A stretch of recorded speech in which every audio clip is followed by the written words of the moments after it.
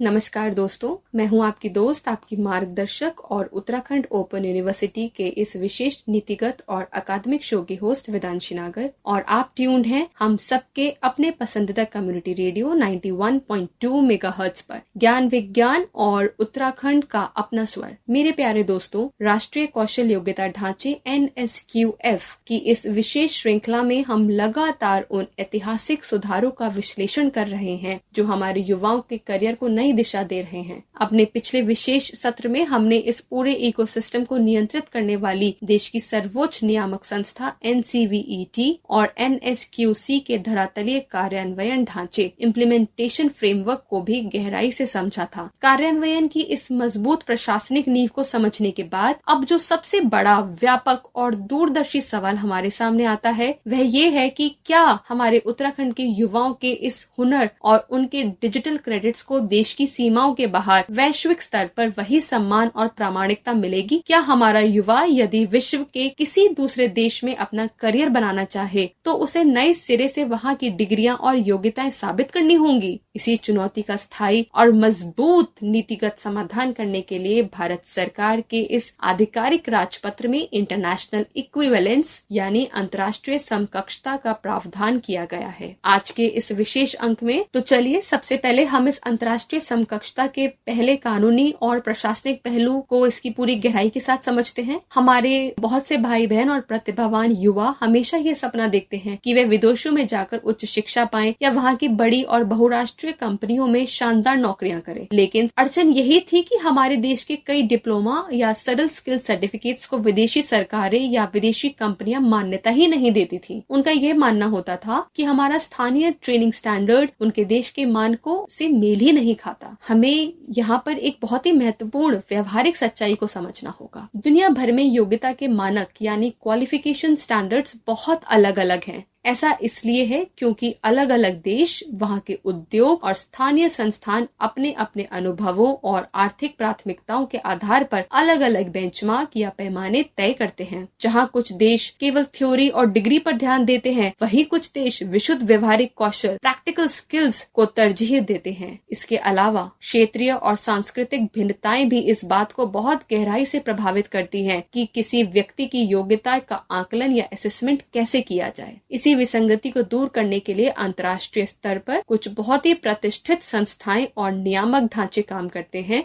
इसमें सबसे पहला नाम आता है ISCO का, यानी international standard classification of occupations. यह अंतर्राष्ट्रीय श्रम संगठन ILO का एक ऐसा वैश्विक ढांचा है जो दुनिया भर के पेशों और नौकरियों को एक व्यवस्थित वर्गीकरण देता है ताकि किसी भी देश का नियोक्ता यह समझ सके कि एक विशिष्ट नौकरी प्रोफाइल के लिए क्या योग्यता होनी चाहिए। ठीक इसी तरह वैश्विक स्तर पर कौशल के पैमानों को एक रूपता देने के लिए वर्ल्ड स्किल काउंसिल का वर्ल्ड स्किल क्वालिफिकेशन फ्रेमवर्क यानी WSQF लेवल्स काम करता है। यह दुनिया भर के कौशल स्तरों को एक साझा मानक और भाषा प्रदान करता है ताकि क्षेत्रीय और सांस्कृतिक अंतरों के बावजूद हुनर की पहचान वैश्विक स्तर पर हो सके। भारत सरकार ने अपनी नई नीति के तहत इस वैश्विक व्यवस्था का समाधान 2 मुख्य चरणों में किया है। इसका पहला बिंदु है alignment with global qualification frameworks यानी वैश्विक योग्यता ढांचे के साथ हमारे कोर्सेज का सीधा जुड़ाव। इस नीति के अंतर्गत भारत सरकार ने हमारे देश के सभी स्किल लेवल्स लेवल 1 से लेवल 8 तक को दुनिया के इन प्रमुख अंतर्राष्ट्रीय मानकों जैसे ISCO के वर्गीकरण और WSQF के स्तरों के समकक्ष ला खड़ा किया है।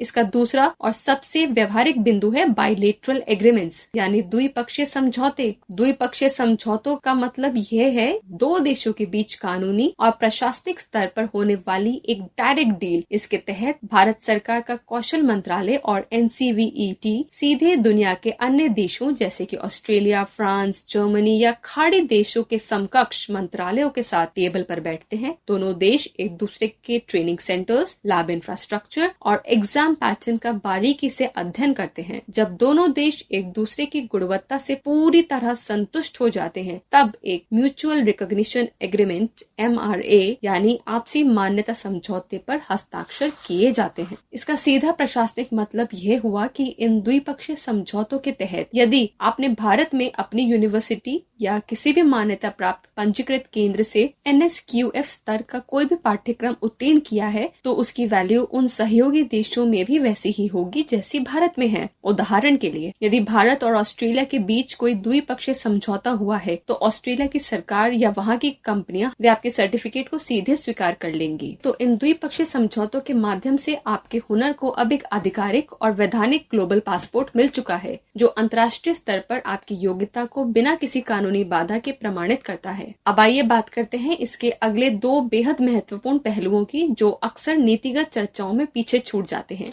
लेकिन छात्रों के लिए बेहद जरूरी है। इनमें पहला बिंदु है मैपिंग ऑफ क्वालिफिकेशन लेवल्स, यानी योग्यता के स्तरों का लिप्यांतरण या मिलान। इसका व्यवहारिक अर्थ यह है कि अलग अलग देशों में शिक्षा और कौशल के स्तरों को अलग अलग नाम दिए जाते हैं। जैसे हमारे यहाँ जिसे लेवल 5 कहा जाता है, हो सकता है कि किसी यूरोपीय देश में उसे लेवल 4 या डिप्लोमा स्टेज कहा जाता हो। इस नई नीति के तहत NCVET ने एक ऐसी वैज्ञानिक प्रणाली तैयार की है जो भारत के लेवल्स को वैश्विक लेवल्स के साथ सीधे मैप कर देती है। इससे नियोक्ता को यह समझने में 1 सेकंड की भी देरी नहीं लगती कि भारतीय छात्र का तकनीकी ज्ञान उनके देश के किस स्तर के बराबर है। लेकिन यहाँ एक बहुत बड़ा व्यवहारिक मोड़ आता है। कभी कभी 2 देशों के कोर्सेज के बीच कुछ स्किल गैप्स यानी कौशल अंतराल रह जाता है। उदाहरण के लिए, मान लीजिए हमारे यहाँ के किसी ऑटोमोबाइल कोर्स में जो तकनीक सिखाई जा रही है, जर्मनी में उससे थोड़ी एडवांस तकनीक इस्तेमाल हो रही है। ऐसी स्थिति के लिए NCVET की इस नीति में एक बेहद क्रांतिकारी समाधान दिया गया है, designing of customised bridge courses यानी कस्टमाइज्ड ब्रिज कोर्सेज का निर्माण। इसका अर्थ यह है कि अंतर्राष्ट्रीय स्तर पर हमारे युवाओं को पूरी तरह फिट बैठाने के लिए छोटे छोटे शॉर्ट टर्म ब्रिज कोर्सेज बनाए जाएंगे। ये कोर्सेज केवल उस गैप को भरेंगे जो विदेशी नौकरियों के लिए जरूरी है। इससे छात्रों को पूरा कोर्स दोबारा नहीं करना पड़ेगा, बस वे वह विशिष्ट मॉड्यूल या ब्रिज कोर्स पूरा करेंगे और विदेशी नौकरियों के लिए सीधे योग्य हो जाएंगे। इसके साथ ही इसका अगला बिंदु बात करता है इनबाउंड मोबिलिटी, यानी विदेशी छात्रों को भारत की तरफ आकर्षित करना। यह नीति केवल हमारे बच्चों को विदेश भेजने के लिए नहीं है, बल्कि यह भारत को ग्लोबल स्किल हब बनाने के लिए भी है। इसके तहत यदि कोई विदेशी छात्र भारत आकर उत्तराखंड ओपन यूनिवर्सिटी या देश के किसी भी मान्यता प्राप्त संस्थान से कौशल प्रशिक्षण लेना चाहता है, तो उसे एक अंतर्राष्ट्रीय स्तर का क्रेडिट सर्टिफिकेट मिलेगा, जिसे वह अपने देश में जाकर आसानी से इस्तेमाल कर सकेगा। उच्च शिक्षा नीति के दृष्टिकोण से यह व्यवस्था हमारे देश के शिक्षा स्तर को अंतर्राष्ट्रीय मंच पर एक बहुत बड़ी प्रतिष्ठा दिलाती है। अब हमारा देश सिर्फ जनशक्ति मैन पावर भेजने वाला देश नहीं, बल्कि वैश्विक स्तर के कुशल पेशेवरों ग्लोबल स्किल्ड प्रोफेशनल्स को तैयार करने वाला एक मुख्य केंद्र बन रहा है। अब हम आते हैं इसके सबसे महत्वपूर्ण और रोजगार परक बिंदु पर, जो है सपोर्ट फॉर ओवरसीज एम्प्लॉयमेंट, यानी विदेशी रोजगार के लिए सरकारी और नीतिगत सहायता। इस नीति के व्यवहारिक क्रियान्वयन को देखें तो यह व्यवस्था केवल कागजी समझौतों तक सीमित नहीं है। इसके तहत कौशल विकास और उद्यमिता मंत्रालय और NCVET मिलकर एक ऐसा डिजिटल इकोसिस्टम तैयार कर रहे हैं जो कुशल युवाओं को सीधे विदेशी बाजारों में नौकरी के अवसरों से जोड़ता है।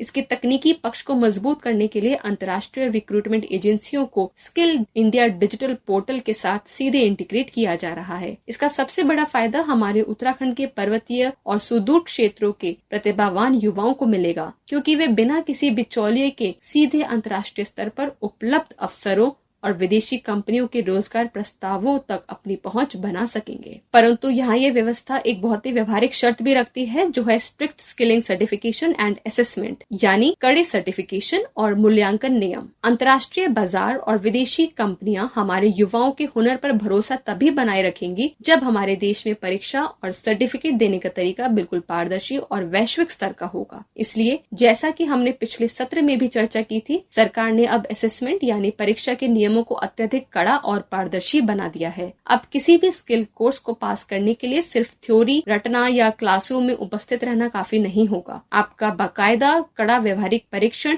लिया जाएगा, जिसे थर्ड पार्टी असेसमेंट एजेंसी और इंडस्ट्री के स्वतंत्र एक्सपर्ट खुद आकर चेक करेंगे। सर्टिफिकेशन का पूरा डेटा ऑनलाइन रिकॉर्ड पर रहेगा, जिसे दुनिया की कोई भी विदेशी कंपनी सिर्फ एक क्लिक में डिजिटल रूप से वेरीफाई कर सकती है। इस पारदर्शी व्यवस्था के कारण फर्जी सर्टिफिकेट्स का कारोबार अब पूरी तरह बंद हो चुका है और जो बच्चा वाकई हुनरमंद होगा सिर्फ उसे ही अंतर्राष्ट्रीय स्तर पर मान्यता मिलेगी। तो स्पष्ट है कि यह अंतर्राष्ट्रीय समकक्षता सिर्फ एक नियम नहीं है, बल्कि यह हमारे उत्तराखंड के युवाओं के सुनहरे भविष्य का एक सीधा रास्ता है। अब आपके हुनर की सीमा सिर्फ अखंड भारत तक सीमित नहीं है, बल्कि पूरी दुनिया के दरवाजे हमारे युवाओं के लिए खुल चुके हैं। बस आपको पूरी ईमानदारी से राष्ट्रीय और NCVET के वैश्विक मानकों के अनुरूप असली हुनर और व्यवहारिक दक्षता को सीखना है। चलते चलते बस इतना ही कहूंगी कि यदि आपका हुनर अंतर्राष्ट्रीय मानकों के अनुरूप तैयार है तो वैश्विक सफलता का मार्ग एकदम साफ हो जाता है। निरंतर सीखते रहिए और सुनते रहिए हम सबका